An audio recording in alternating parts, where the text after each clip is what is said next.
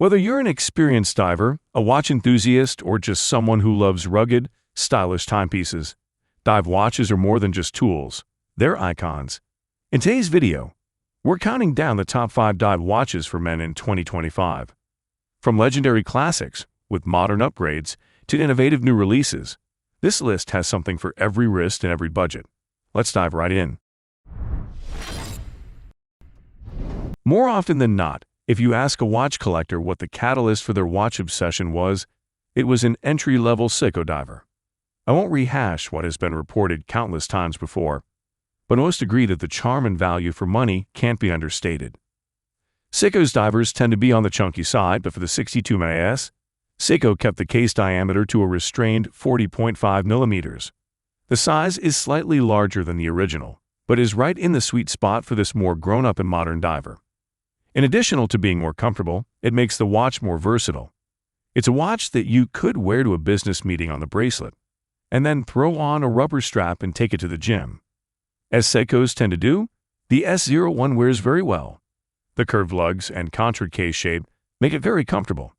Its 13.2 millimeters thickness is also respectable for a 200 meters diver. Polished chamfers also mean that the bushed sides of the case band reduce the visual thickness of the watch. Luckily, to keep up with the price increases, Seiko has been slowly upgrading its movements. Moving from the 7S series in the original Monsters, the 4R series of movements added hacking and hand winding. The 6R15 then added a Spron hairspring and other upgrades, increasing power reserve from 40 to 55 hours and improving the accuracy.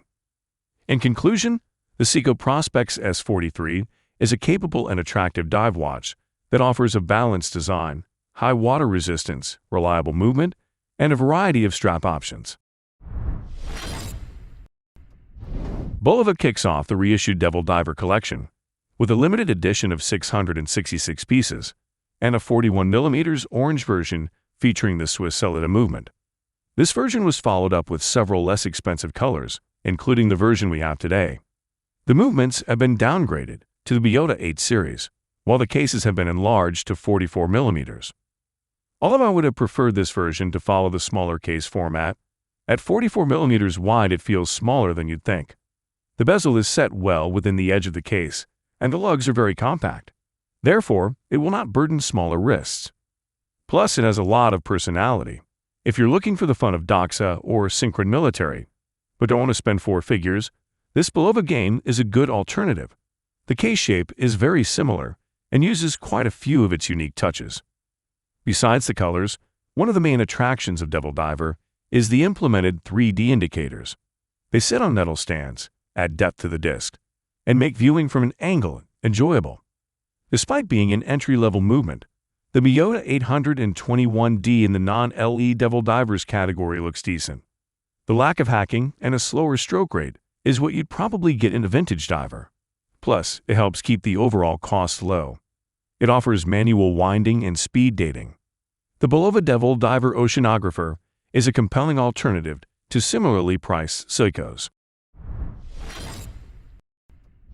The Seiko Prospex King Turtle S05 is a modern reinterpretation of Seiko's iconic turtle diver's watch, celebrated for its durability, reliability, and distinctive design.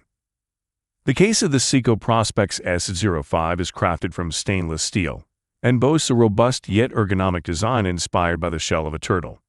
With a diameter of 45 millimeters, the case offers a substantial presence on the wrist without feeling overly bulky.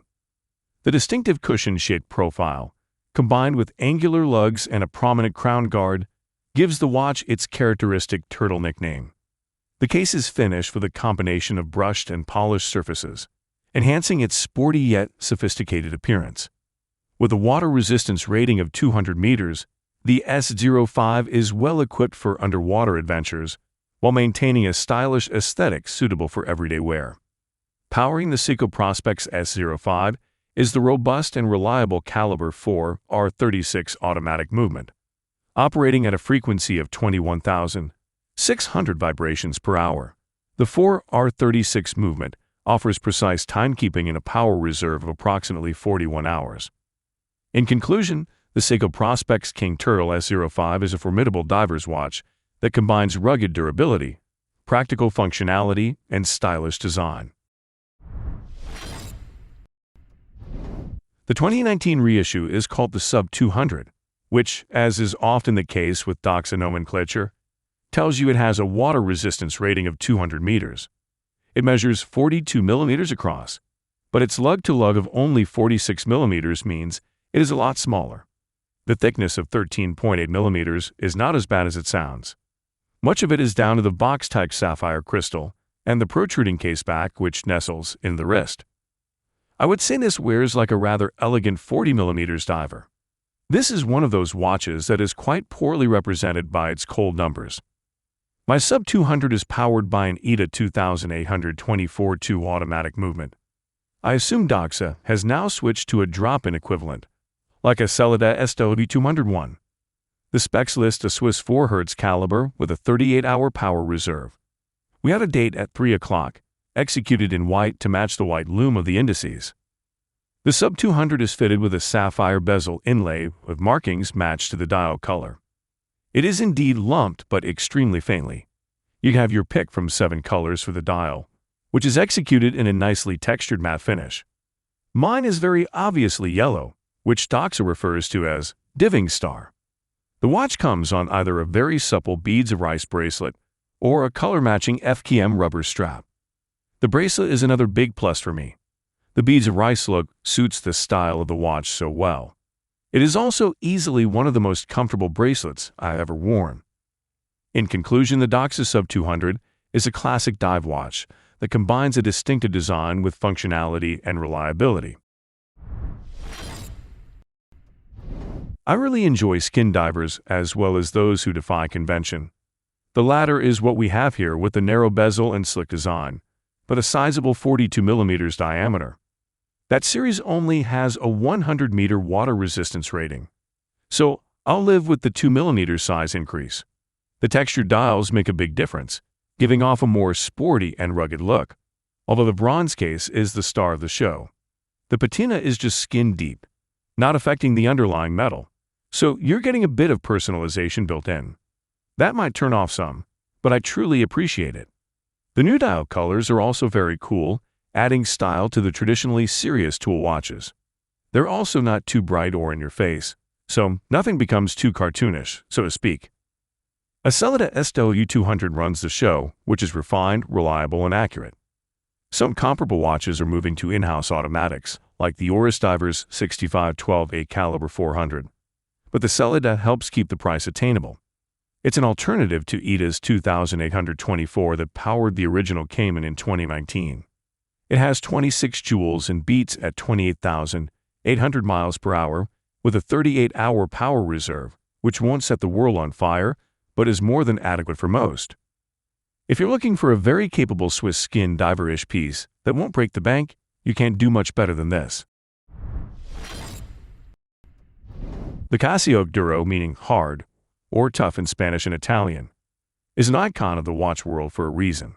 Hands down, it offers the best technical specs for a $50 dive watch. Quite simply, there's nothing like it at its price. A true dive watch with 200 meters water resistance and a screw-down crown from the highly regarded Japanese manufacturer Casio. The Duro has a die-hard following and happens to be the watch of choice for a rather famous tech billionaire, which is a testament to its almost universal appeal. On the surface, it's a typical freehand quartz diver with a date complication. But when it catches the light, Duro's iridescence shines. It is much better looking and captivating in person. At 44 millimeters across, the Duro is not exactly small, although its average lug-to-lug length of 49 millimeters means that the watch should fit across most wrists comfortably. It is versatile and suitable for all situations, whether you're in the water, getting mucky on a hike, sweaty on a run, or even at the office. A big component of what makes the Duro so adaptable is its standard 22 millimeters lug width, which makes changing out the rudimentary resin strap a breeze. If a brand names one of its products Legend, you'd better hope said product can back up that lofty moniker. And for the past 16 years, that has been the case for the Longines Legend Diver. Debuting in 2007 as a modernized version of the supercompressor, dive watches the brand produced from the late 1950 through the early 70s, the Legend Diver has arguably been Longines' flagship offering for the past decade and a half. But as beloved as the vintage-style diver was, the Legend Diver still had its foibles. Enthusiasts complained about the lack of a true bracelet option, the too large 42mm and too small 36mm case sizes, the practically non-existent loom, and the near impossibility of tracking down a rare no-date reference. Well, today Longines has launched a brand new generation of the Legend Diver that, at least on paper, would appear to address everyone's issues with the prior version. Longines has been listening to its customers. The completely revamped Legend Diver has a more versatile case size at 39mm, far better loom, a control official Swiss that chronometers certified movement, a more modern design, and a true stainless steel bracelet option for the first time. Fitted end links and safety clasp included. The dial even eschews the date, something fans of the watch have been clamoring for. Overall, I love the new Legend Diver and think it will be a massive hit for Longines. Don't see the Legend losing its status as Longines' de facto flagship anytime soon. I think it's still the best retro dive watch on the market for the money. Another seminal timepiece released in 1953, the Blancpain 50-Fathoms, was the first to offer a unidirectional bezel with a diving scale to track time underwater.